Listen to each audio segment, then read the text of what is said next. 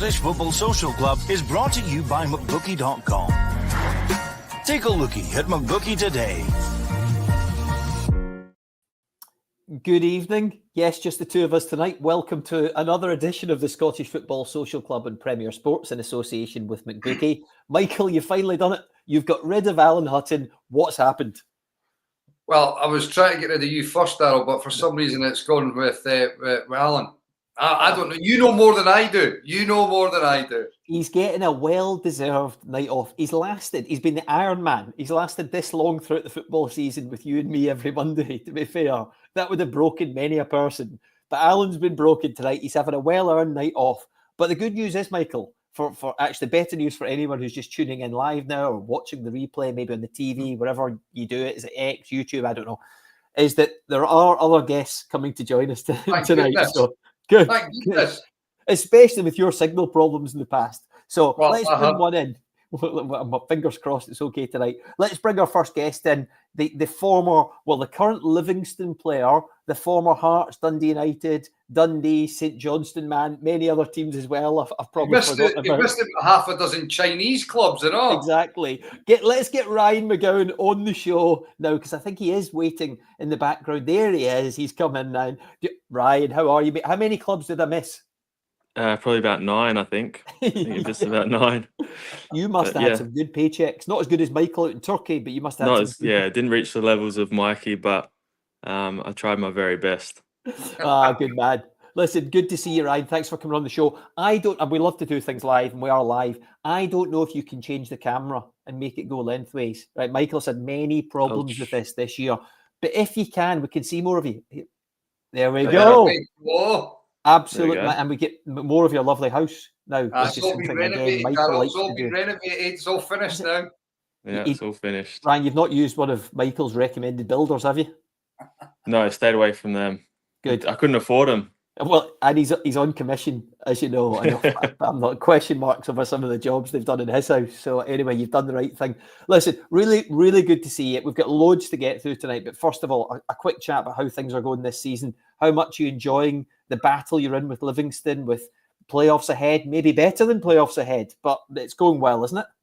Yeah, it's going well. Obviously we wanted to try and win the league at the start of the season, but I think Falkirk's just been really consistent throughout the season. They are the best team in the league. That's why they're up the top, and I fully expect them to win it. But we just need to make sure that we're putting as much pressure as we can. And if we obviously can't catch them, then it's really, really important that we finish second. With the way the playoffs work, you don't want to be playing in the third and fourth. It's an extra 2 games, then going in to play against second, then going to play against the Premier League team. So yeah, we need to make sure that we win on Friday night and sort of cement that second spot, and then and then see how we get on from there. And Friday night's a big one. David Martindale. Sorry? How mental is David Martindale? He's old school, I would say. He's old school. I don't mind it. But yeah, he's definitely very animated on the side of the pitch, and he lets you know if you're not doing what he wants you to do. But he sort of lives and breathes Livingston. He's fully involved in absolutely everything at the club. So he's very determined for the club to do well. But he's a good guy to work under. I'll say that. I heard him on the radio on Saturday, Darryl, after the game, and obviously they just beaten Morton, and all that he was going on about was he was like having a go at Chick Young about his shirt and how many buttons he had undone. It was like, sorry, what about the game?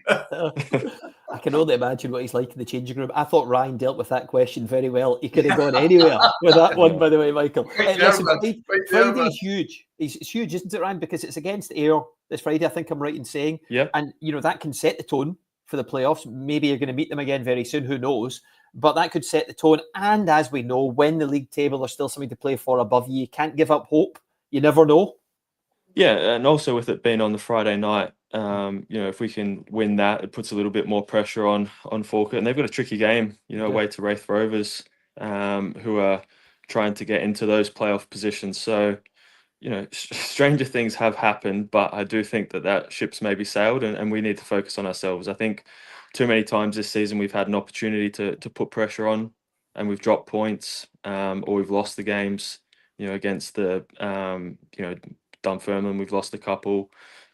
We drew with Airdrie a couple of weeks ago, so we've probably dropped points in games that we shouldn't technically be dropping points in. But yeah, we just need to focus on ourselves, starting with Friday night. And like you said, it is a huge game. It's one that's been very close between the two teams in the 3 previous meetings, and one that we're going to need to make sure we're up for.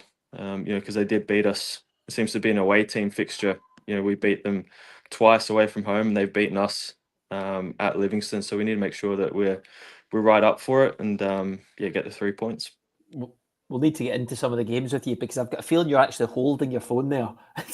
see when you get past like the 15-minute mark and you're holding it, is an absolute nightmare. We've had others. So if you can find somewhere to put it down and it's good, feel free. If not, mate, we'll crack on. Right, we're obviously going to talk Hearts because they had a massive disappointment at the weekend, Ryan. But I think first of all, Michael, we have to start by saying congratulations to St Mirren and Stephen Robinson, who was going to join us as well tonight, by the way, but he's going to come on another week. He's had a few things going on in the background, so he's going to come on another week. He's a really good guy, but what a job he continues to do with St Mirren, Michael.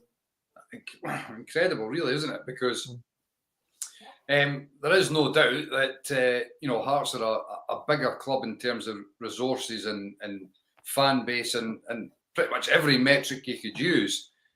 But that's St Mirren 3 years in the trot, who have got into the top 6, and this year at the expense of Hearts. And I mean that level of consistency, and they're maximising the resources and the potential of the club. And if you look at each season, there's been a constant and a stability in terms of core, but they've lost some vital players over those years as well.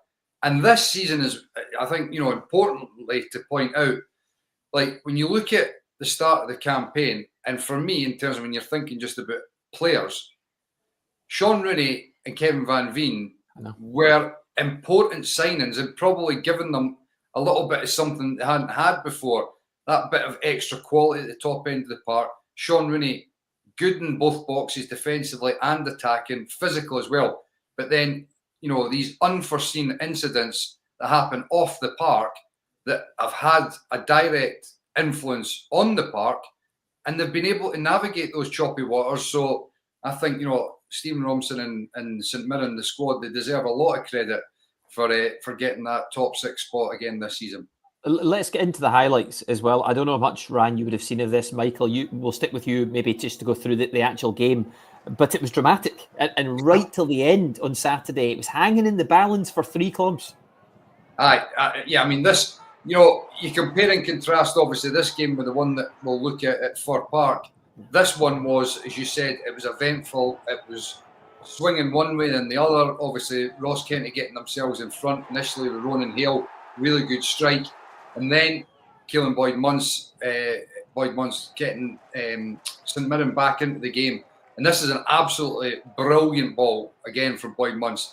Just right in between the defenders, inch perfect. Could Anissa have got out a bit faster there, Michael? I think he could have, yes. But I think because the weight of the pass is so good, it really just, there was a split second of doubt, and that was all that mattered and all that counted. And it was all that was needed for Ayunga to be able to get that strike away. But I mean, look, it was such a dramatic game, obviously. Right at the end, they are getting, or not right at the end, but I think it was with 5 minutes to go. Yeah. Finally getting that third goal to make sure that they were getting into the top 6.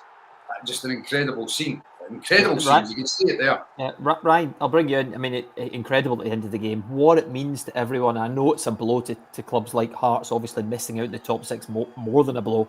But amazing to see this 3rd season in a row for St Mirren. And as I already mentioned, the job Stephen Robinson has done. They deserve so much credit, even to have to fight the way they did in the game, to find another solution, another answer. So much credit.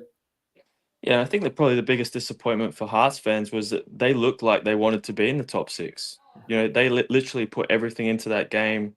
They had the fans on side. They looked like the players were right up for it. Whereas if you take your thing to sort of Fir Park, you've seen a team that was slow in possession, that looked like they were unsure of what they were doing. There was no real urgency across the park, and it was almost as if they just, we might win, we'll maybe lose. Hopefully we get a draw. We'll see what's happening. Whereas at St Mirren, you just seen that their players were up for it. They knew how important it is for the club. They've now got that. They've been there for 3 seasons in a row, which Hearts would dream of getting the 3 years in a row, the position that they're in. To finish third last year and all the money that comes with that, to then finish outside the top 6 is albeit they have Europe and they have to sort of handle that. It is a really, really big blow for them to be in the bottom 6. It's unthinkable. And actually, let's get to the game at Fir Park then, which obviously finished 0-0 between Motherwell and Hearts. We'll show you the best of the chances, if we can call it that. Michael, I mean, I know you were watching really closely, but you wondered where a goal was going to come from Hearts' point of view, but that's been the case quite a lot recently. Well, they've not scored in the last 3 games. When you think about, as Ryan's talking about there, St Mirren, they just went and they took the situation by the scruff of the neck and made something happen. Obviously, right at the end there, that chance for Dan Casey where Craig came out and misjudged it, and then that one from Lawrence Shankland. You wondered whether it was just going to be the storyline that Lawrence Shankland was dreaming of to come off the bench and score the winner that would secure Hearts' top 6 position. But unfortunately for him and for Hearts, it wasn't to be. And you're right in terms of where the goal's coming from, because, the last 3 games they've not scored. And the drift towards bottom 6 has been quite apparent. It's pretty predictable, to be perfectly honest. And it's not great. It's not good enough. I have some sympathy for Neil Critchley in regards to the situation that he finds himself in.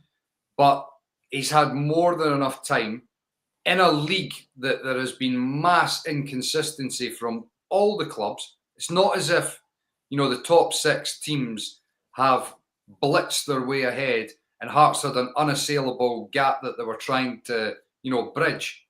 They were there in the mix themselves. He's not won any big games. He got knocked out of Europe off, a pub team, really, Petro Cup from Moldova. Yeah, that was a disaster that night. They were bottom of the Conference League at that point, at home, and the draw in Europe was pretty favourable. When you look at the games in general, Dinamo Minsk, the first game, they were not a good side, and Hearts managed to win, which put them in a brilliant position. Ammonia Nicosia at home was a very good performance, by the way. Probably one of the best under Neil Critchley at that early stages. It was a really good performance. But Ammonia weren't great. And then they had Heidenheim at home, far from a German giant, and very similar to the Dundee United game last week, where first half started really well, they missed opportunities, and they were punished for it in the second half. And you're thinking to yourself, they're halfway through the campaign, they've got 6 points out of 9. That felt like a missed opportunity because they were getting 2 away games after that. But the 2 away games as well, Cercle Bruges, not a great team. But they were that was the team they should have taken something from that night. And Copenhagen, very good side, but Hearts were pitiful that night, and they made Copenhagen look like a Champions League quarter-finalist type side. And then all in the last game at Petro Cup, massive game. All they need to do is get 3 points against them, and all they could do was get a draw. But Michael, you've said all that, but you've also said that you feel a bit sorry for Neil Critchley. Yeah. A lot of players have arrived at the football club since he joined. There was an upturn in fortunes in terms of the league, clearly, league position. At one point, they looked like a stick-on for the top 6. So why in that amount of time after the upturn, why is it gone seemingly so badly wrong? And why is there this apathy that Ryan's mentioned from some of the fans? Well, because they've not made the top 6. The team is one-dimensional. It's one-paced. It's not exciting brand of football. So my sympathy comes from the situation that he had, to take on, that these obvious deficiencies that were in the squad. But where the responsibility then lies is that he's only had one window, but one window, you would need one day to work at Hearts to realise what you need to do to rectify. And come January, I'd have been telling the recruitment team, do not come and speak to me about anything else other than I need power and I need athleticism in the middle of the park, because they have none. I need pace in wide areas, and I need another striker. Now, they brought in 2 centre-halves, who, by the way, are an improvement, but that wasn't an area of the park that was desperate like everywhere else. They haven't addressed the issues, and they've ultimately paid the price for that right now, because not making the top 6 is not good enough. Coming in October, that was a long enough period of time to do that. And when you couple it, as I said, with a January window that didn't address those issues, not getting knocked out of Europe, not winning any big games, and at the outset, with the greatest respect to Neil Critchley, question marks over the appointment from the outset. It's not a brilliant position. Listen, I know you questioned it, and we should also say there was a lot riding on that game for Motherwell too, and they didn't create a lot, but Michael Wimmer's obviously recently in the door, so it feels like a slightly different situation. There wasn't as much expectation on them. Obviously, Ryan, while you're here, we're going to focus on Hearts anyway. You've heard what Michael has had to say there. I mean, do you think he's got that spot on? What do you think the root of the issue has been in recent weeks for Hearts not to be able to get over that line, to get into the top 6, where they'd have had so much potentially to play for towards the end of the season? I think, Mikey probably hits the nail on the head in terms of the recruitment. I think where Critchley is getting a little bit of a hard time is, like you mentioned, you've got a game at home against the bottom team in the Conference League to go out and progress. 0-0 draw. Never really looked like winning it. You've then had 2 derbies that you've got beat. Again, didn't really lay a glove on them.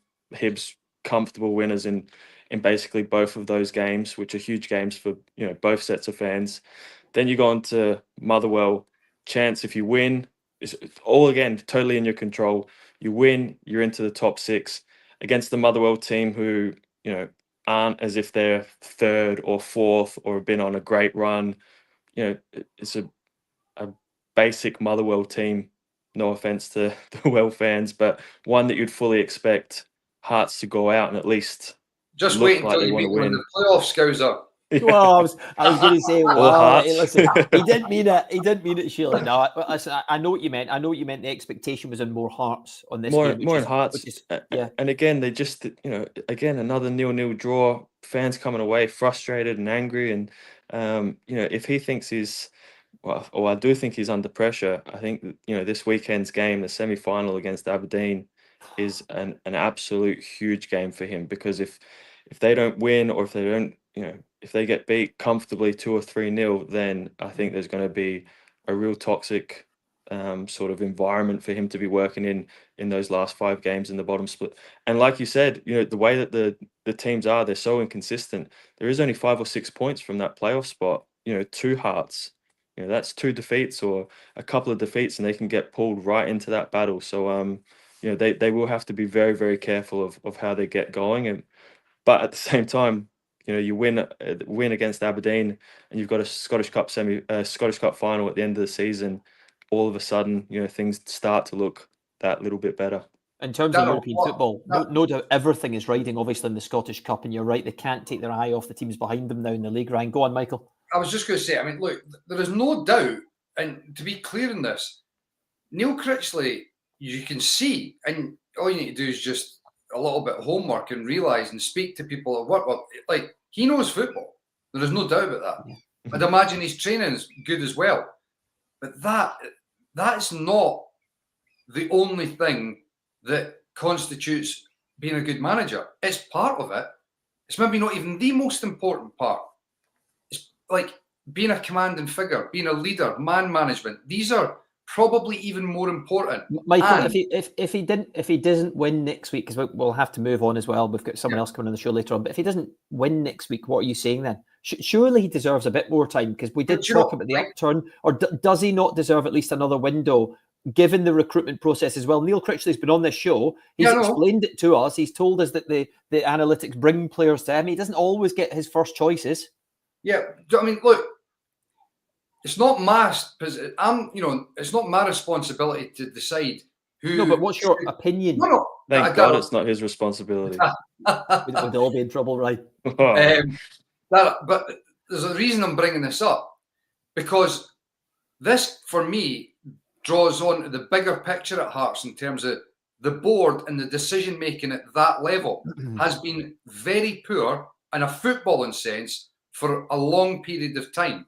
Now, when you talk about he deserves more time, it's a purely subjective thing in terms of how long do you give, And Neil Critchley for me is somebody that would be far better utilised as an assistant manager or a head coach, not a head coach, sorry, an assistant coach, rather than a head coach.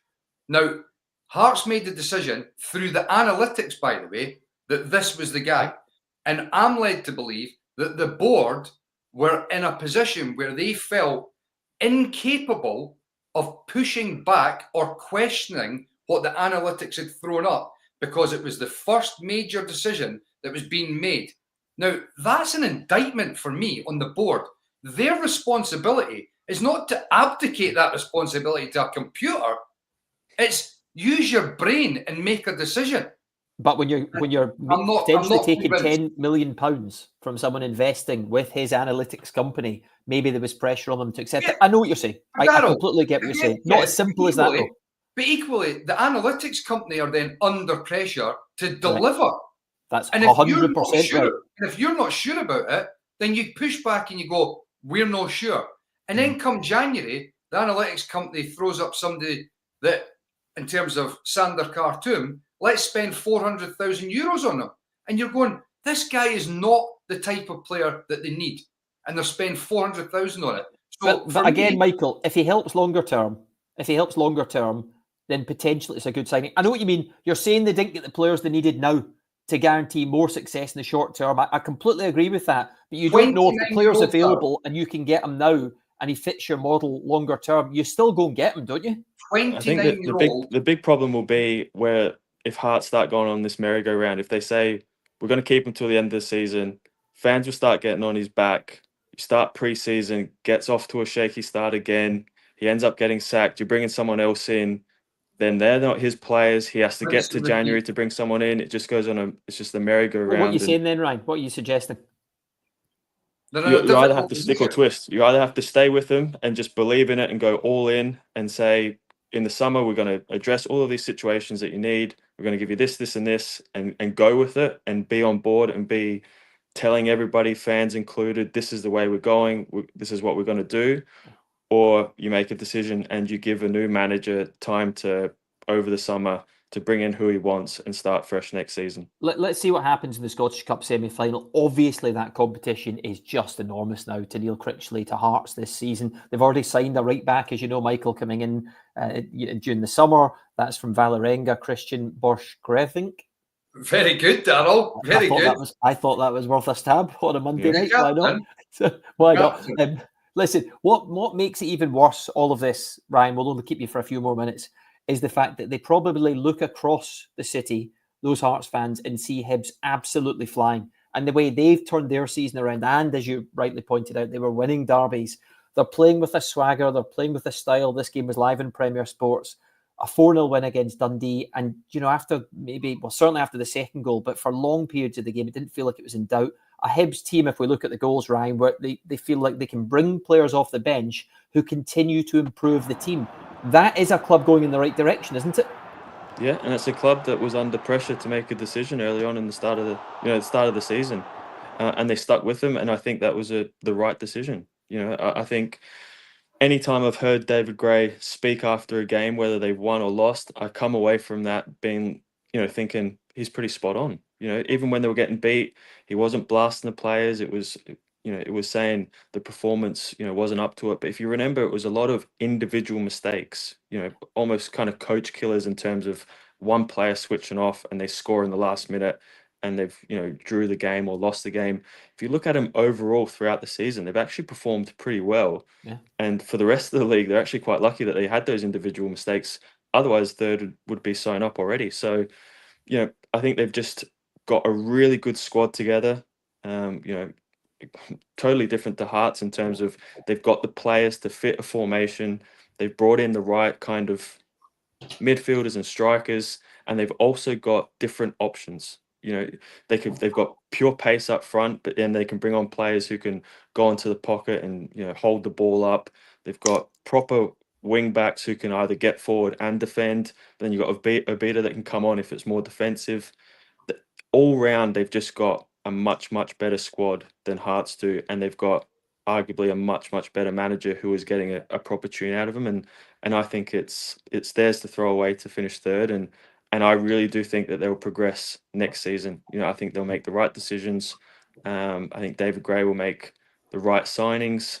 He'll know what the club needs. He'll know exactly the sort of temperament, the personality that's needed to be a Hibs player. And the worrying thing for a lot of Hearts fans is I see them going from strength to strength, whereas I don't see that for Hearts. And they've got the link up as well with Bournemouth and the Black Knights as well. So there's a good setup at the football club. They've made changes. Michael, we've discussed this on board level as well in recent times. Hopefully we're going to get somebody from the Hibs board or high up at Hibs on before the end of the season as well, Michael. We've been promised a couple of things.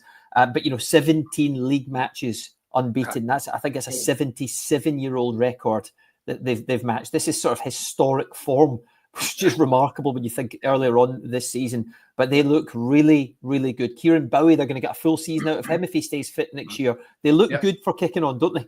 Well, you bring up a good point, because I think I said in commentary there at the end, when you look at the fourth goal in particular, Nicky Cadden throwing one in and Kieran Bowie's diving header, that you can see evolving, because Kieran Bowie, you see him as a striker and just think he will have been watching when he was injured these balls getting whipped in from Nicky Cadden and thinking, yes, please, get me on the end of them. And he did right there. Nicky Cadden's back from injury, comes on the park, throws one in, and Bowie smashes one into the back of the net. I mean, just a great goal. Hibs were very, very good yesterday. Very good. And it was, they've just been motoring along and developing and progressing, as the season's been bubbling along. And, it's obvious to look back at that performance and result at Dens Park, where it was the lowest of the low. Obita gets sent off. Ellie Yuhan's doing, keepy uppies. They lose 4-1, and you're thinking, like, the earth just needs to, swallow that whole team up and disappear.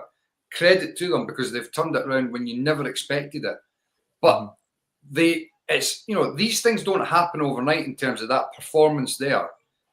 When they started to just turn things around, first game at home against Aberdeen, they went to that back three. It wasn't like it was a sensational, glitzy performance, but it was full of grit and determination, which had been sorely lacking before. And they've been able to build up, whereas now they have that confidence and things are a bit more free-flowing. And Ryan's absolutely spot on. When you look at the team, you look at the Jamie McGrath coming in, which to me is a sensible signing. You can debate, whether they're spending too much, injury, I get all that. But on the face of it, what it shows you is it's people making sensible decisions rather than going to the third division in England on somebody that you don't really know, that's spending too much on them, and they come up and you're like, no good enough. You know what Jamie McGrath can do, and he's a very good player.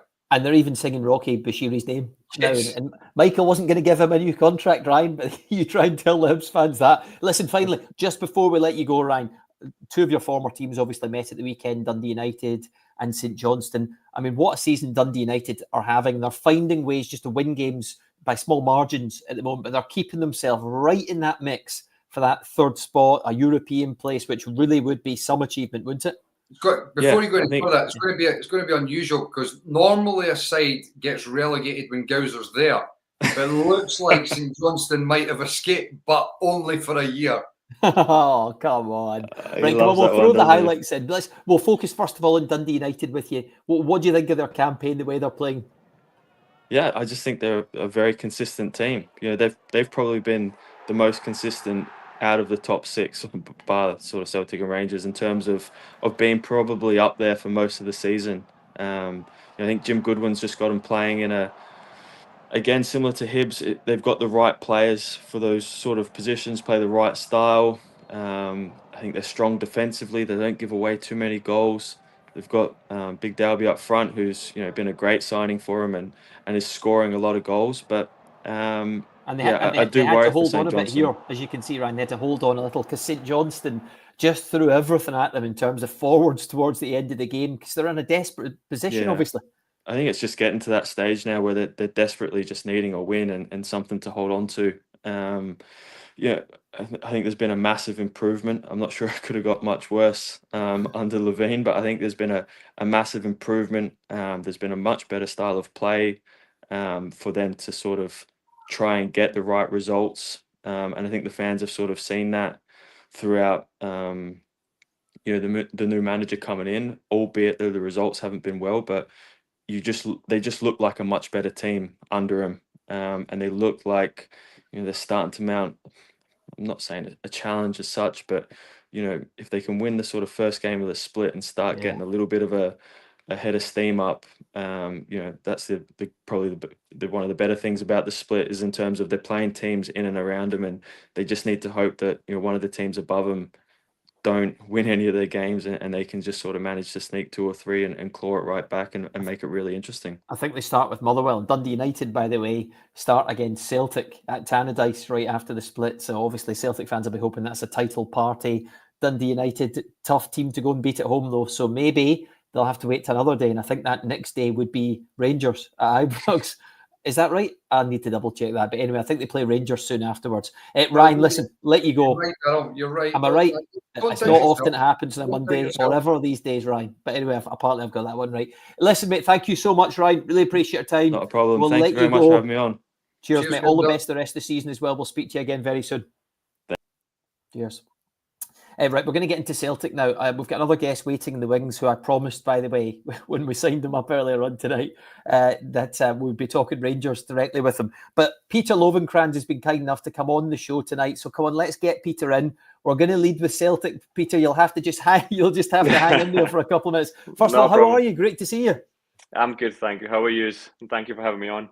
No, great to have you on. We're okay. We're okay, thank you. As you probably just heard, we had a conversation with Ryan McGowan about lots of different things. And we're going to kick on now with Celtic. Then we'll go on to the Aberdeen Rangers game. But Michael, just briefly on Celtic, there's a lot of talk going into this game against Kilmarnock about Brendan Rodgers, some of his comments that changes needed.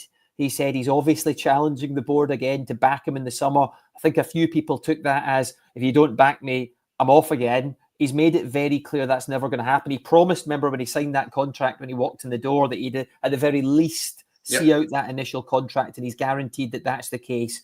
But it's quite a challenge to the board that he's laid down, and maybe we can chat about this as we see the goals against Kilmarnock and another very comfortable victory. Yeah, well, they got a reaction. I mean, the performance was pretty impressive, I've got to say. The goals in particular, just see this quick one-touch interchange in and around the edge of the box.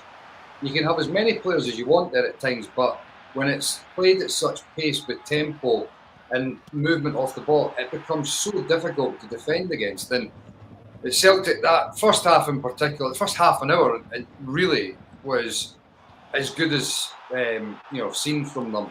And on the whole sort of Brendan Rodgers thing, I think it's understandable, and I do think it's valid that when you hear those sorts of comments, you do wonder whether is he thinking and looking somewhere else. But he was unequivocal before the game. He came out and said 150% he's there next season.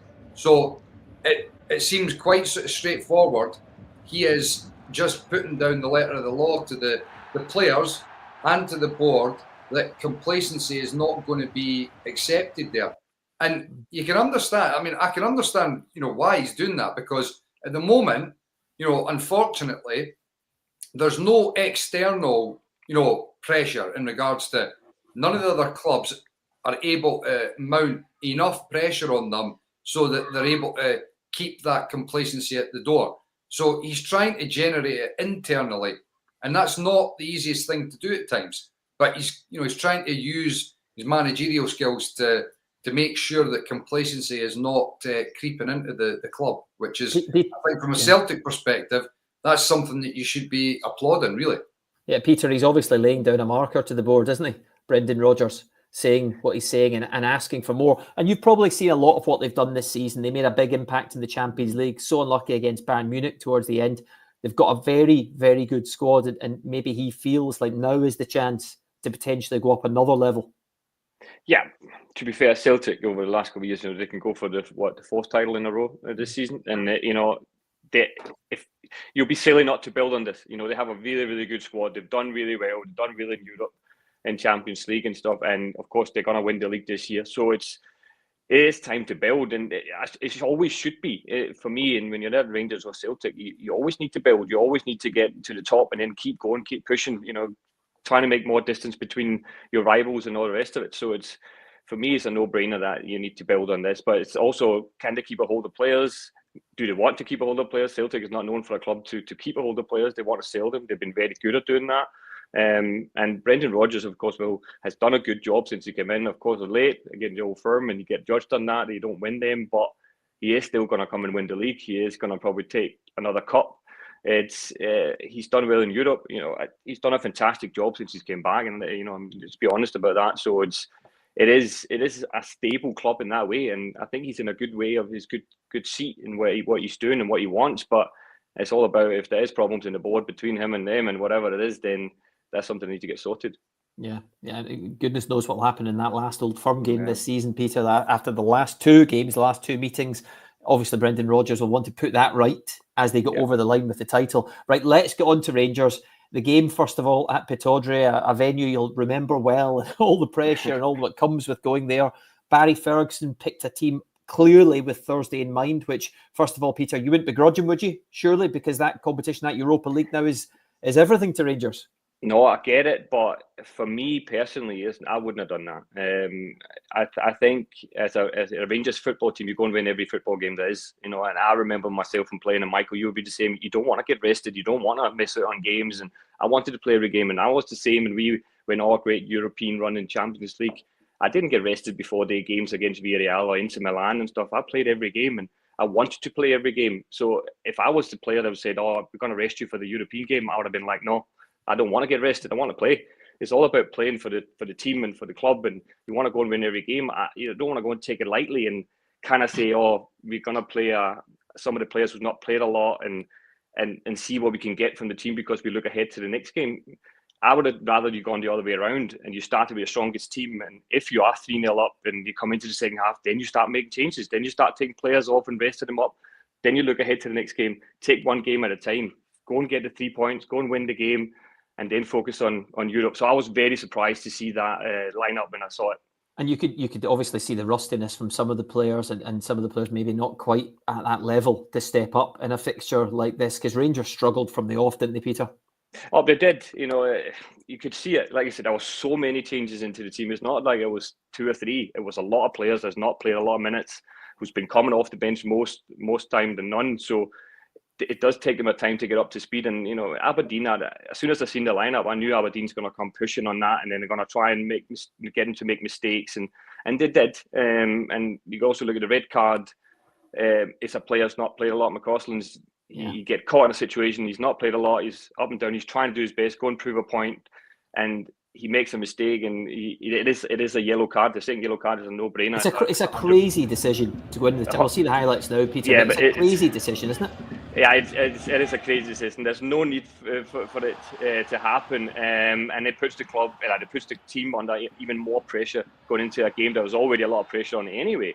You always go to Pittodrie. Pittodrie is a place I didn't like particularly to go and play. It was always a hostile environment in a way of I loved the atmosphere. It was great, but you always knew you were going in for a tough task ahead. Going up there to play. So, and then to go down to 10 men quite early into the game as well in that, and you're going 2 goals down. To be fair, I give them a lot of credit. The Rangers bounced back from that and got back and got a draw was absolutely incredible. They made some changes. They had to bring on some of the more established names. But as you say, Peter, at some point you have to do that, don't you? You can't afford to go in, regardless. You can't afford to go in to the game on Thursday off the back of a battering here, could they? No, that's exactly my point. You're going to go out and I would have set the strongest team out to go and win the game. And then you can look at it if you are potentially, hopefully winning the game to start resting players later on.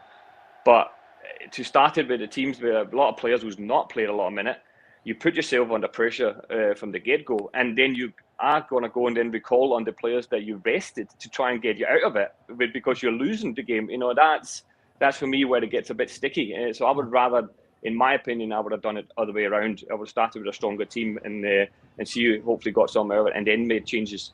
Igaman obviously scoring there. We saw a second ago, Michael, the ball, was it in or out? I don't understand it after what happened a few weeks ago. How can you guess at this time? That just seems totally mad. And then obviously Kevin Nisbet, this is a close call as well, but clearly does strike his hand. and then the chaos at the end, Michael. Yeah. I mean, look. First of all, on the the ball out or not. Correct me if I'm wrong here. The decision on the field was that they didn't give the goal. Yes, because the assistant referee who was far side somehow managed to see through the goalpost that the ball had gone out. and didn't we say a few weeks ago when we were talking about Celtic Hibs how shocking decision it was by the officials and for VAR to intervene? This time, obviously, I get they could overturn the decision, Michael. I get they couldn't. But so, why guess if you're assistant? Well, they're obviously... Look, I've got some level of sympathy in terms of... They're obviously not guessing. They're obviously thinking that it is out. There's no way you could possibly 100% know from the vantage point of that assistant that ball was over the line. But surely, Michael, we have criticised refs. They must have in their mind what happened a few weeks ago at Easter Road. We criticised them all that day as well. Surely memory and some of the shocking decisions we've seen this year might make you think, do you keep the flag down and let VAR have a look? The biggest criticism at Easter Road was overturning the decision. 100%. So the difficulty for VAR there is when they've actually got time to think about it, is they will be conscious about what's happened before and can they, influence and change the decision. It's too tight to call for VAR to be able to change it. The technology's not there to know definitively. The linesman, I have an element of sympathy because I think in a split second like that, you do think it probably is out. But if there was a bit longer to think about it probably, from my side of things, I would want to veer more towards the attacking side and go, I'm not 100% sure, let the goal stand, because you want to see goals being given. But referees and assistants are making those decisions like that. So I've got a little bit of sympathy for them. The difficulty was it was the roles reversed and VAR wasn't going to be able to make a decision on that, because that's what happened at Easter Road. VAR couldn't come in. No, absolutely. I wanted to ask Peter that I totally get what he's saying about in terms of, putting out a stronger team and how Peter felt as a player. I get that. Do you think that's part of the problem at Rangers, though, that there's not enough people like you and that mentality that resting? No, I don't want to get rested. There's not enough people like that. The squad's not got enough characters like that. And then Barry Ferguson's in a position where he's caught between a rock and a hard place where it's like, well, who can I rely on? And Thursday is the more important game, and he's almost, he's really stretched here. Yeah, and by the way, sorry, just for Peter Pins. And by the way, some of the guys that got a start in that game, Peter, guys like Cortez and Danilo and others, it's not as if you're talking about players that haven't had a lot of money spent on them. There was players getting their opportunity. They've waited in the wings after injury and everything else to get their chance. Some of them just didn't take it. Not good enough, Darryl. They're not good enough. No, I think the squad is, clearly what Michael's saying as well, the squad is not good enough. It's not depth in the squad for it to go and handle this situation and go into the Pittodrie and get a result like that. I don't think Rangers have a squad that's strong enough for that. I do not think that, and I agree with that. But I just find it difficult. You always as a footballer, and now myself being a coach and stuff, you always take one game at a time. I hate the thing of looking ahead to the next one too early, too quick, because now you could put players in who's like you said, who's not played any minutes, get injuries and get substituted early doors. Then you recall on your captain to coming off the pitch to then go in with no warm up, no nothing, basically risking him going in getting injured for Thursday because you're taking chances on players who's not played minutes, who's not got that in their legs, and I just thought the whole scenario of it turned out to be a bit of a nightmare. Okay, to get the draw in the end, but I'll be sitting here celebrating Rangers getting a draw against Aberdeen away. Any Rangers fan would be fuming with that if you're not winning a football game. Let's not kid ourselves on. And you want to win every single game as a Rangers player and as a Rangers football club. So go and get a draw in last minute. Yes, you had 10 men down. You could look at it in hindsight and going, okay, it's a good result in the end to get 10 men, stop the Celtic also from winning the league at that point and all the rest of it. But they put themselves in that situation with what we've kind of set out in the start and putting players in position that's not ready to play at Pittodrie at that key moment to go and perform and go and do that because they're just not good enough for me. There's not enough depth in the squad to go and actually perform it. Is there enough desire in the squad, Peter? But only really Barry and the staff can see that with behind the training, how training looks and how all that is. That's not hard for me to sit there and say that's no desire in it because I think any footballer who's at that level and at Rangers Football Club would have that desire. I think any footballer has that. You want to go and do your best. You're not going to go out and try and do a bad performance. You're going to go and give everything you have to do that. But if you haven't played a lot of minutes, it's very hard to rely on then to go and just turn it on whenever you need to do it.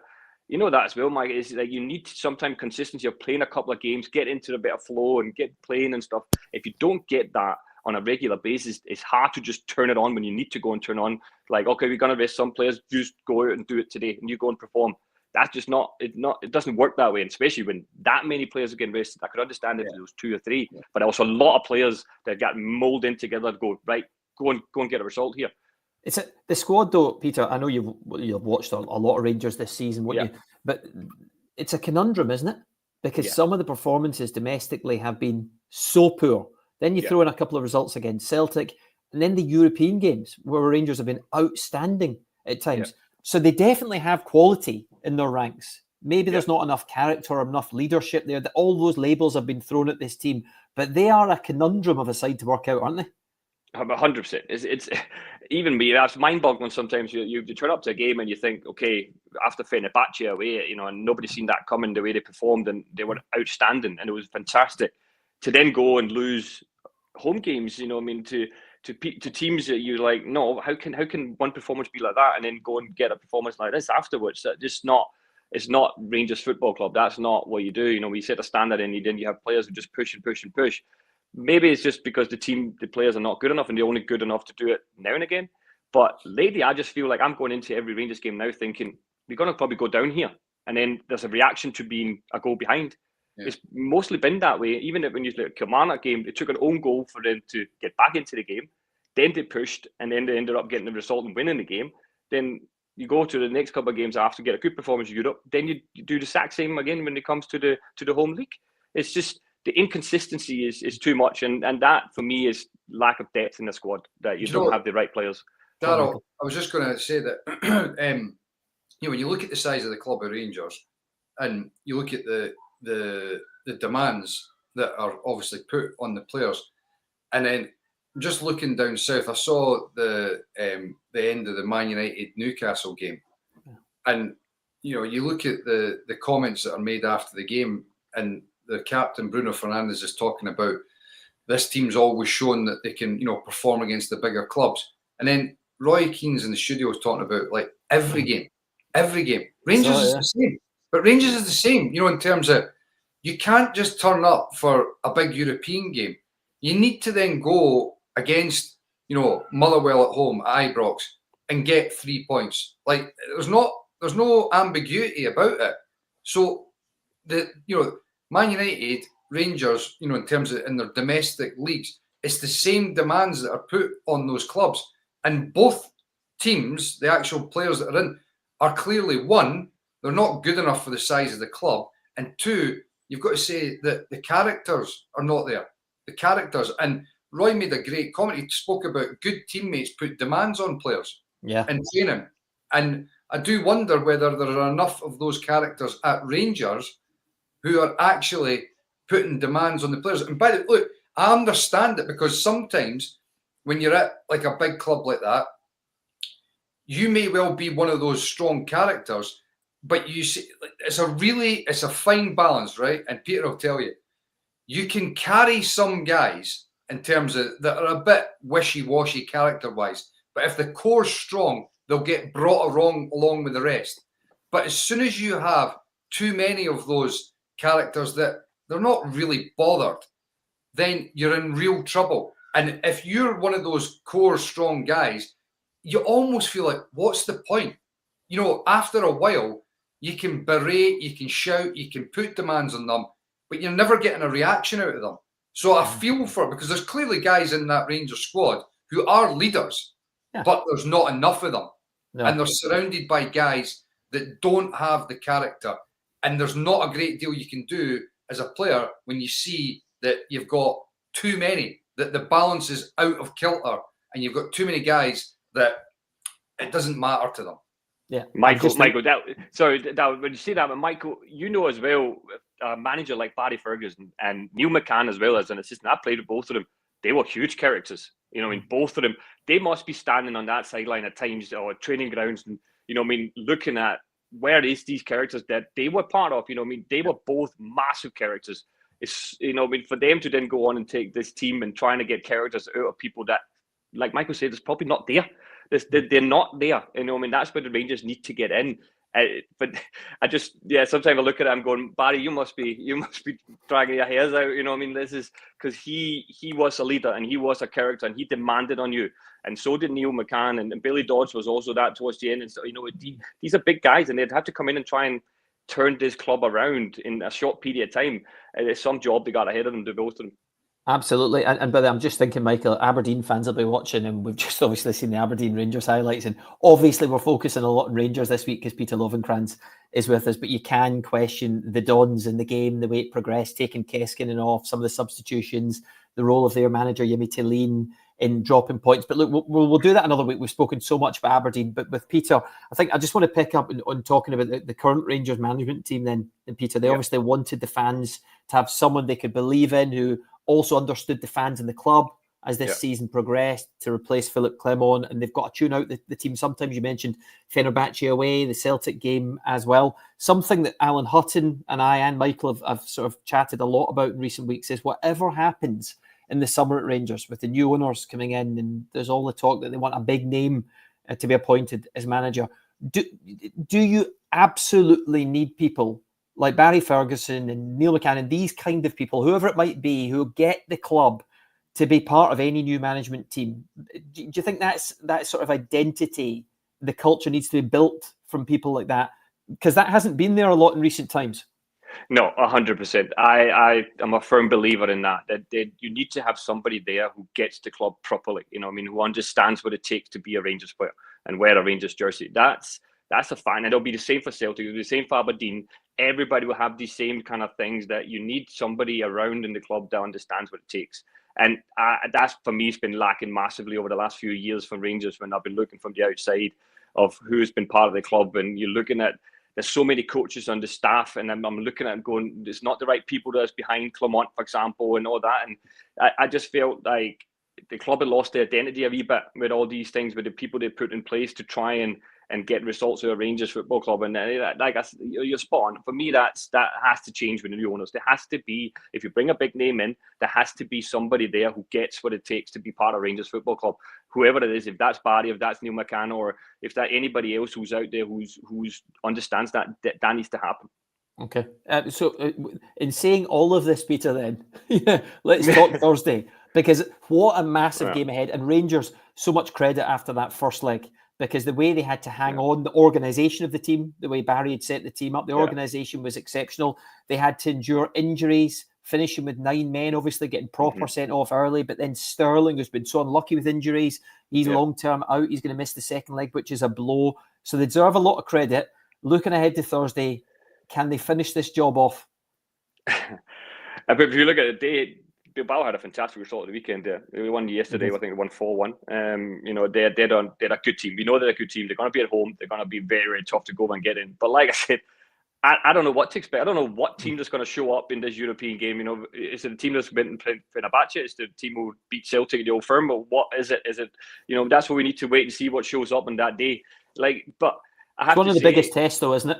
This Athletic Bilbao side, because on form when Nico Williams and others get going, and they didn't for long spells at Ibrox, obviously, but when they do, they've got some world class players. Yeah, Nico Williams, the pace at one point, you know, I mean, you're looking at him. I was commentating on the game for Rangers TV, and you know, it was ridiculous at times where you could see what he had in the locker. If you gave him too much space, he will take the team apart at the back. But I just felt when I watched the game that Rangers were a wee bit lucky that Bilbao was being a wee bit hopeless, in my opinion, in the way they approached it after they went down to 10 men, because they kept dragging the 2 holding midfielders down to the centre halves to get the ball and not having anybody between the lines. So every player from Bilbao was basically around the outside of Rangers' block. So it suited Rangers perfect to just sit in their block and let them come around the outside, because they didn't put any of the midfielders in between the lines to actually, when we get further up, they could have just played through and opened up and made Rangers come out of position, but it didn't. So it played into Rangers' hands. So really well done to Barry, you know, to keep him the shape he did. But I thought Bilbao let themselves down massively of what they could have done, especially for 70-odd minutes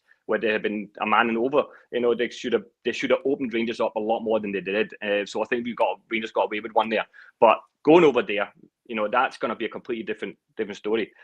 Rangers can potentially go over and be a wee bit defensive and maybe hit them on counter-attacks and stuff like that. But I don't know.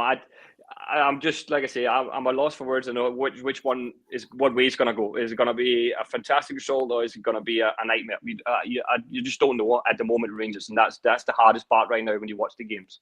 Yeah, Liam Kelly had his moment as well. So obviously the goalkeeping decision was spot on, and then you would imagine he's going to need to play out his skin again, assuming he gets the pick and is selected on Thursday. You cannot play him.